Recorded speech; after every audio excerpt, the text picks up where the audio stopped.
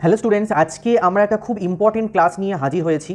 আজকে আমরা ফিজিক্যাল সায়েন্সের উপরে ক্লাস করব এবং ফিজিক্যাল সায়েন্সের কম্পিটিটিভ পরীক্ষায় যে ধরনের কোশ্চেন আসে সেই ধরনের কোশ্চেন অনেক কটা একাধিক কোশ্চেন নিয়ে আমরা কিন্তু আলোচনা করব আজকে।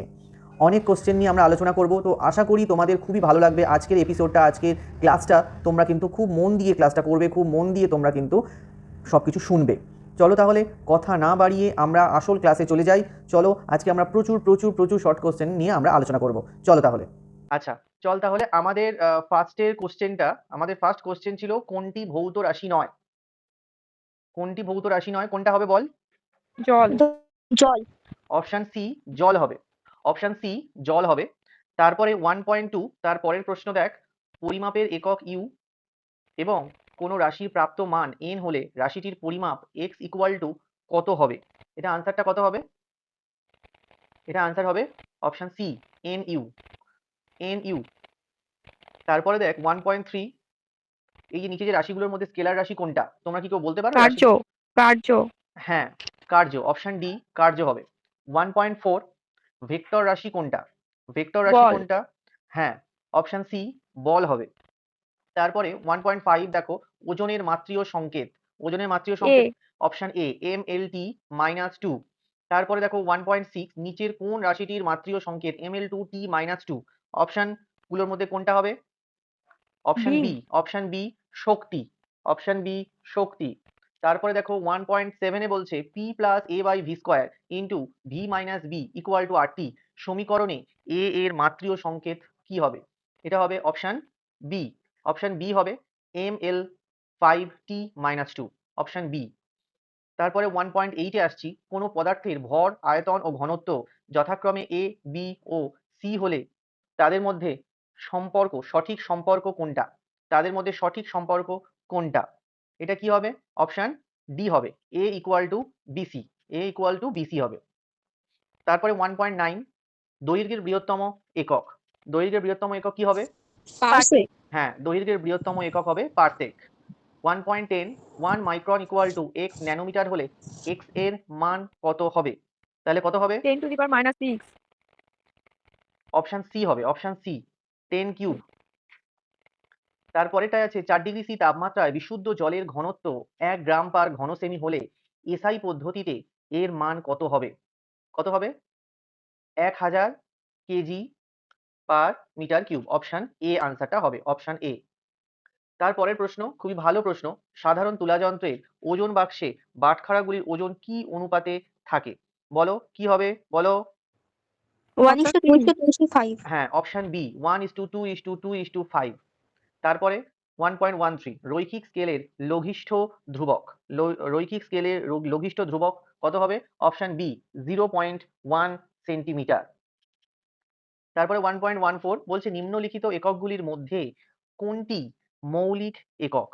কোনটা হবে? অপশন এ আলোক বর্ষ। অপশন এ আলোক বর্ষ।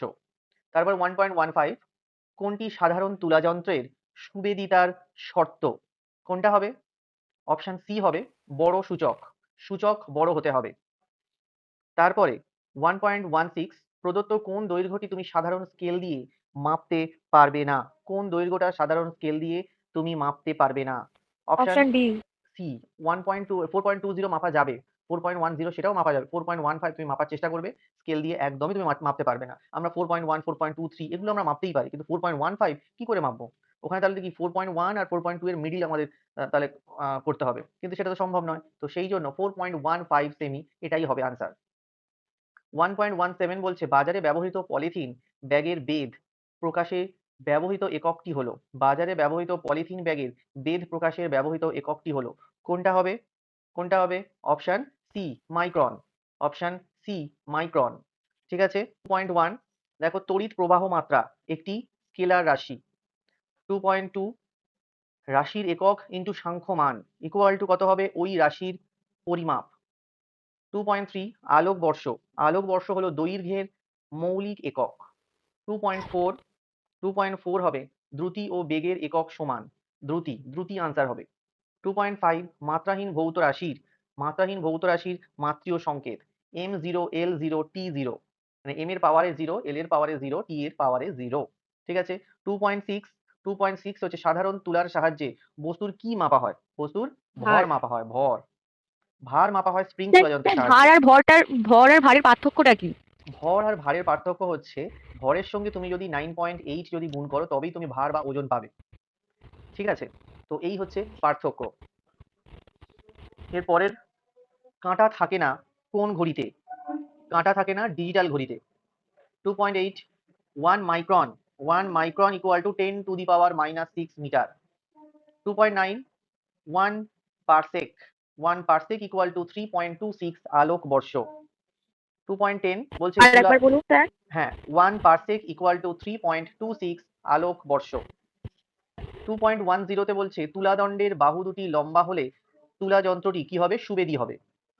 2.11 বলছে দৌড় প্রতিযোগিতার সময় বিরাম ঘড়ি ব্যবহার স্টপওয়াচ। করা হয়। বিরাম ঘড়ি, স্টপ ওয়াচ, হ্যাঁ স্টপ ওয়াচ ইউজ করা হয়। তার বাংলা হচ্ছে বিরাম ঘড়ি। বিরাম ঘড়ি ব্যবহার করা হয়। 2.12 স্প্রিং তুলার সাহায্যে বস্তুর ওজন মাপা হয়। স্প্রিং তুলা আনসার হবে। 2.13 বস্তুর একক আয়তনের ভরকে কি বলে? ঘনত্ব বলে। এরপর আমরা সত্য মিথ্যাতে চলে যাব।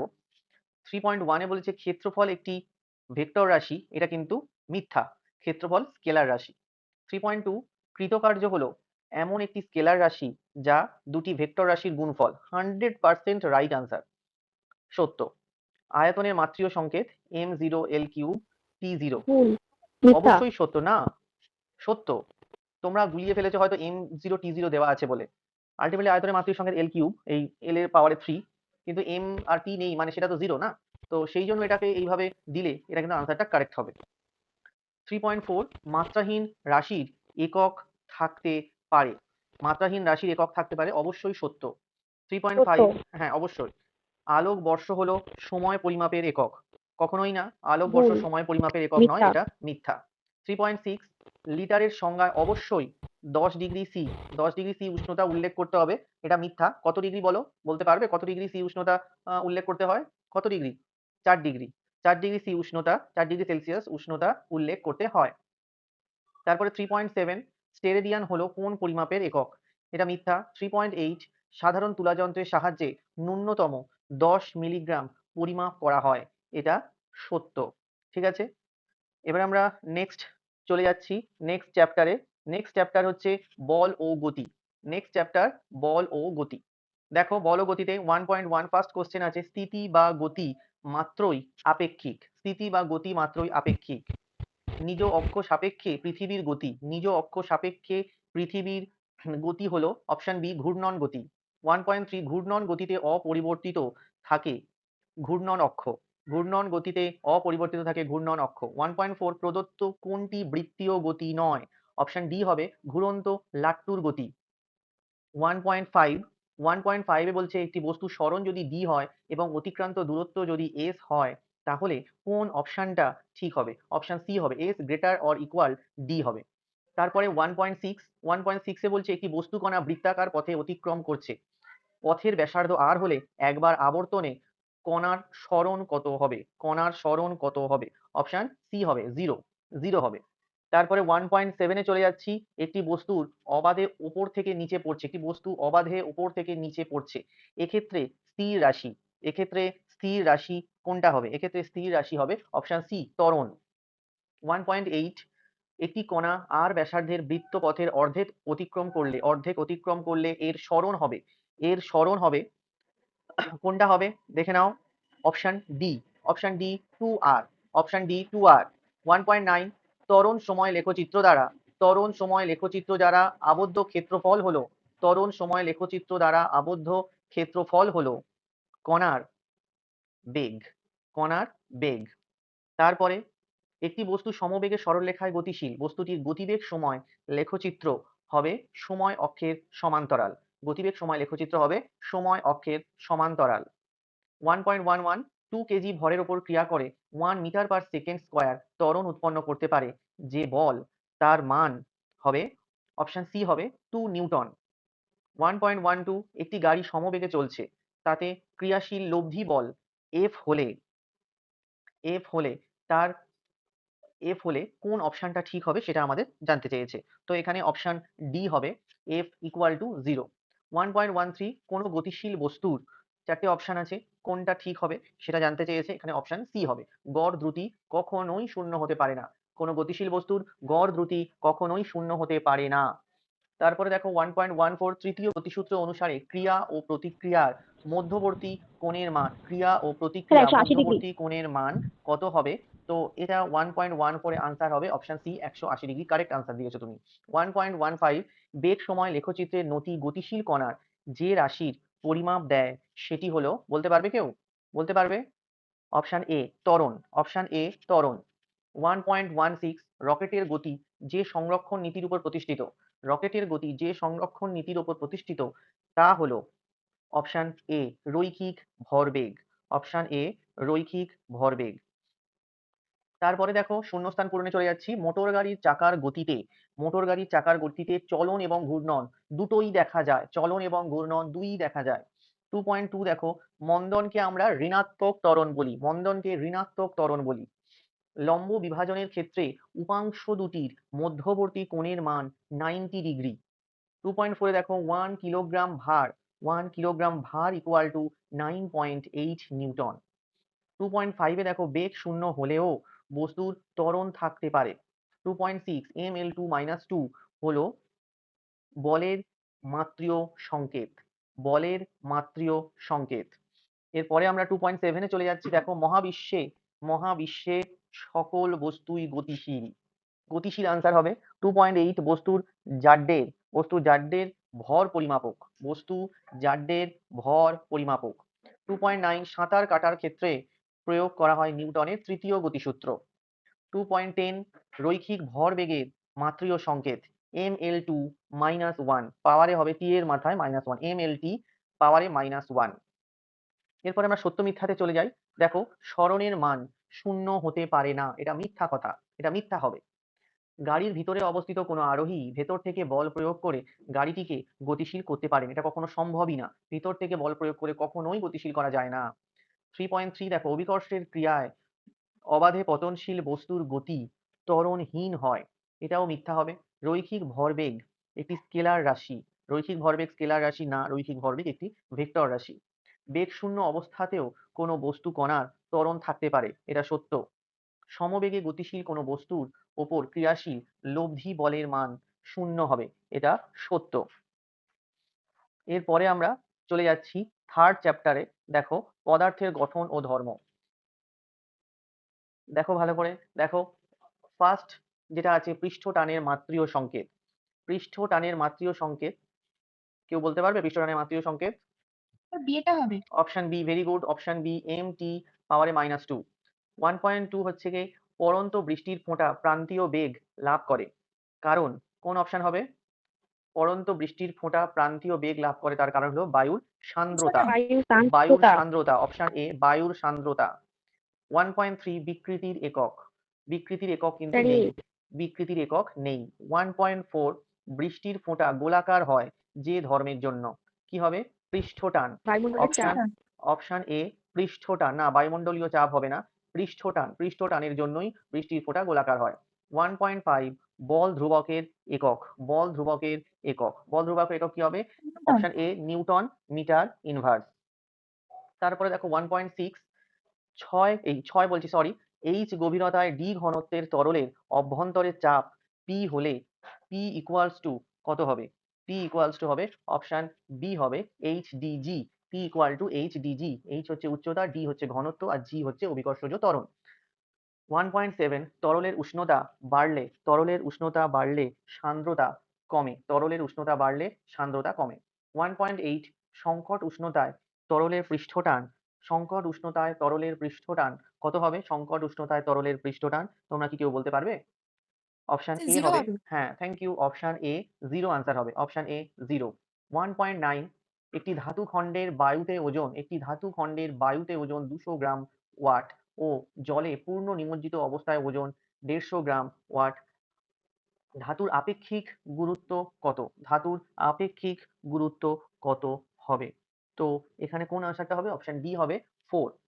তারপরে আমরা চলে যাচ্ছি 1.10 দুটি তরলের ঘনত্ব, দুটি তরলের ঘনত্ব যথাক্রমে 1.6 গ্রাম পার সেমি কিউব এবং 2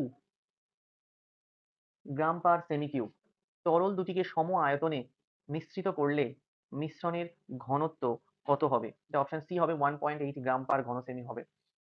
1.11 দুটি তরলের ঘনত্ব যথাক্রমে D1 এবং D2। তরল দুটিকে সমভাবে মিশ্রিত করলে মিশ্রণের ঘনত্ব কত হবে? এটা হবে option A 2D1/D2, D1D2, D1D2 by D1 plus D2। ঠিক আছে, এইবারে এই ক্ষেত্রে আমি তোমাদের বলে দিই যে আগেই যে 1.10 এ যে অঙ্কটা ছিল, দুটো তরলের ঘনত্ব একটা 1.6 আর একটা 2 বলে দিয়েছিল, এবং তরল দুটোকে যখন আমরা মিক্সড করব তখন সেই তরলের মিশ্রণের ঘনত্বটা কত হবে। এই যে আনসারটা, এটা কিভাবে করব দেখো, আমাদের 1.11 এ এই যে ফর্মুলাটা তোমাদের বলে দেওয়া আছে, দেখো 2d1d2 by d1 plus d2, d1 plus d2 এই ফর্মুলাতে তোমরা বসিয়ে দেবে। d1 এর জায়গায় তোমরা 1.6 বসাবে, d2 এর জায়গায় 2 বসাবে, বসালে আনসারটা কিন্তু বেরিয়ে যাবে। ঠিক আছে, এবারে আমরা চলে আসছি 1.12 চাপের একক। চাপের একক অপশন সি পাস্কাল। 1. হ্যাঁ, 1.13 বলের ঘাতের একক যে প্রাকৃতিক রাশির এককের সঙ্গে অভিন্ন হয় তাকে কি বলবো আমরা? অপশন বি হবে ভরবেগ, অপশন বি ভরবেগ। 1.14 ব্যারোমিটারের তরল হিসাবে জল নিলে সেটির স্বাভাবিক পাঠ কত হবে? Option B 10.34 metre. 1.15 প্লবতা নির্ভর করে না, প্লবতা নির্ভর করে না নিমজ্জিত বস্তুর ঘনত্ব, প্লবতা নির্ভর করে না নিমজ্জিত বস্তুর ঘনত্বের উপর, নিমজ্জিত বস্তুর ঘনত্বের উপর অপশন বি হবে। তারপরে 1.6 সরু ব্যাসযুক্ত নলে তরলের উপরে ওঠার প্রবণতাকে, সরু ব্যাসযুক্ত নলে তরলের উপরে ওঠার প্রবণতাকে কি বলে? অপশন সি কৈশিক ক্রিয়া, অপশন সি কৈশিক ক্রিয়া। 1.17 তরলগুলির মধ্যে, তরলগুলির মধ্যে সর্বোচ্চ সান্দ্র, তরলগুলির মধ্যে সর্বোচ্চ সান্দ্র হলো কোনটা হবে? জল, অ্যালকোহল, গ্লিসারিন, তেলের মধ্যে গ্লিসারিন হবে আনসার, গ্লিসারিন। 1.18 সান্দ্রতা হলো তরল এবং গ্যাসের ধর্ম, সান্দ্রতা তরল এবং গ্যাসের ধর্ম। 1.19 গ্যাসের উষ্ণতা বাড়লে, গ্যাসের উষ্ণতা বাড়লে সান্দ্রতা কি হবে? গ্যাসের উষ্ণতা বাড়লে সান্দ্রতা বাড়ে, গ্যাসের উষ্ণতা বাড়লে সান্দ্রতা বাড়ে। 1.20 বার্নৌলির উপপাদ্য যে নীতির উপর প্রতিষ্ঠিত, বার্নৌলির উপপাদ্য যে নীতির উপর প্রতিষ্ঠিত তা হলো 1.20 অপশন এ হবে, অপশন এ। 1.21 পৃষ্ঠটান যে বিষয়টির উপর নির্ভর করে না, পৃষ্ঠটান যে বিষয়টির উপর নির্ভর করে না তা হলো অপশন ডি, অপশন ডি হবে বায়ুমণ্ডলীয় চাপ, বায়ুমণ্ডলীয় চাপের উপরে পৃষ্ঠটান নির্ভর করে না। 1.22 কোনো সম্পৃক্ত দৃঢ় বস্তুর ইয়ং গুণাঙ্কের মান, কোনো সম্পৃক্ত দৃঢ় বস্তু, সম্পূর্ণ দৃঢ় বস্তুর ইয়ং গুণাঙ্কের মান কি হবে? কিসের উপর নির্ভর 0 হবে করে? স্যার। 0 হবে বলছে, তো না, 0 হবে না, এটা অসীম হবে। কোনো সম্পূর্ণ দৃঢ় বস্তুর ইয়ং গুণাঙ্কের মান, এটা অপশন সি হবে অসীম। তারপরে 1.23 বডি স্প্রে, বডি স্প্রের জন্য ব্যবহৃত অটোমাইজারে প্রয়োগ করা হয়, কি ব্যবহার করা হয়? বার্নৌলির নীতি, বার্নৌলির নীতি, বার্নৌলির নীতি। পীড়ন ও কোণ রাশির মাত্রা অভিন্ন, পীড়ন ও কোণ রাশির মাত্রা অভিন্ন, এটা হবে অপশন বি হবে চাপ। পৃষ্ঠটানের, পৃষ্ঠটানের একক কোন ভৌত রাশির এককের সঙ্গে অভিন্ন? এটা হবে অপশন ডি হবে স্প্রিং এর বল ধ্রুবক। 1.26 পুকুরের জলের পৃষ্ঠটান এস এবং সমুদ্রের জলের পৃষ্ঠটান এস ড্যাশ হলে তাহলে নিচের কোন অপশনটা ঠিক হবে? এটা হবে option C S dash greater than S, option C হবে। এরপরে আমরা চলে যাচ্ছি তরলের মধ্যে কোনো বিন্দুতে চাপ সব দিকে সমানভাবে ক্রিয়া করে। একটি ভাসমান বস্তুর আপাত ওজন, একটি ভাসমান বস্তুর আপাত ওজন 0 হয়, একটি ভাসমান বস্তুর আপাত ওজন 0 হয়। তারপরে 2.3 1 pascal equal to 10⁶ dyne per cm square. 2.4 SI পদ্ধতিতে বস্তুর ঘনত্ব 1000 গুণ বস্তুর আপেক্ষিক ঘনত্ব। নেক্সট কোশ্চেনে আমরা চলে যাচ্ছি, দেখো 2.5 2.5 2.5 দেখো প্লবতা বস্তুর ওজনের বিপরীত দিকে ক্রিয়া করে, প্লবতা বস্তুর ওজনের বিপরীত দিকে ক্রিয়া করে। 2.6 সন্ধি বেগ অতিক্রম করলে কোনো প্রবাহীর গতি অশান্ত হয়, প্রবাহীর গতি অশান্ত হয়। 2.7 বিকৃতি ও পীড়নের মধ্যে বিকৃতি বেশি মৌলিক। 2.8 ইস্পাত অপেক্ষা রবার, ইস্পাত অপেক্ষা রবার কি স্থিতিস্থাপক হবে? কম স্যার স্থিতিস্থাপক হবে। 2.7 টা কি বললেন? পীড়ন ও বিকৃতির মধ্যে বিকৃতি বেশি মৌলিক, বিকৃতি বেশি মৌলিক। 2.8 ইস্পাত অপেক্ষা রবার কম স্থিতিস্থাপক। 2.9 স্থিতিস্থাপক সীমার মধ্যে পীড়ন বিকৃতির সমানুপাতিক। 2.10 আদর্শ তরল অসংনম্য। 2.11 বায়ুতে জলীয় বাষ্পের পরিমাণ বাড়লে বায়ুর চাপ হ্রাস পায়। তারপরে আমরা সত্য মিথ্যাতে চলে যাব। একক আয়তনে প্রযুক্ত বল বা ঘাতকেই চাপ বলে, এটা অবশ্যই সত্য হবে। যে কোনো তরলের ভেতরে একই অনুভূমিক রেখার চাপ সর্বত্র সমান, এটা সত্য হবে। 3.3 বায়ুশূন্য স্থানে 1 কিগ্রা তুলো এবং 1 কিগ্রা লোহার ভর সমান, এটা অবশ্যই মিথ্যা হবে, বায়ুশূন্য স্থান বলেছে। 3.4 প্রবাহীর অভ্যন্তরস্থ কোনো বিন্দুতে চাপ গভীরতার সঙ্গে ব্যস্তানুপাতিক, না এটা সমানুপাতিক। পৃষ্ঠটান তরলের সর্বত্র ক্রিয়া করে না, পৃষ্ঠটান তরলের সর্বত্র ক্রিয়া করে না। 3.6 সান্দ্রতা শুধুমাত্র তরলের বৈশিষ্ট্য, না শুধুমাত্র তরলের বৈশিষ্ট্য নয়, এটা মিথ্যা। 3.7 বার্নৌলির নীতি অনুযায়ী প্রবাহীর বেগ বেশি হলে তার চাপ কম হয়, এটা সত্য। 3.8 বার্নৌলির নীতি সমস্ত তরলের ক্ষেত্রেই প্রযোজ্য, মিথ্যা। 3.9 যে তরলের সান্দ্রতা বেশি সেই তরল সহজেই প্রবাহিত হয়, এটাও মিথ্যা হবে। 3.10 পীড়ন একটি মাত্রাহীন রাশি, না পীড়নের রাশি আছে, বিকৃতি মাত্রাহীন রাশি। 3.11 বার্নৌলির নীতি স্থির বা গতিশীল উভয় প্রবাহের জন্যই প্রযোজ্য, এটাও কিন্তু মিথ্যা হবে। ঠিক আছে, আজকের ক্লাসটা তাহলে এই পর্যন্তই থাক। আশা করছি তোমাদের ক্লাসটা খুবই ভালো লেগেছে এবং তোমরা খুবই উপকৃত হয়েছো। নেক্সট ক্লাসে কিন্তু আমি আরও অনেক এই ধরনের শর্ট কোশ্চেন নিয়ে আমরা আলোচনা করব। তো সেই জন্য তোমরা কি করবে, তোমরা চ্যানেলে নতুন হলে সাবস্ক্রাইব করে রাখবে এবং নোটিফিকেশানে বেল বাটনটা কিন্তু প্রেস করে রাখবে, তাহলে আমি যখনই নতুন ভিডিও আপলোড করব তোমরা সঙ্গে সঙ্গে সেটা দেখতে পারবে এবং তোমরা উপকৃত হতে পারবে। ততক্ষণের জন্য টাটা, বাই বাই।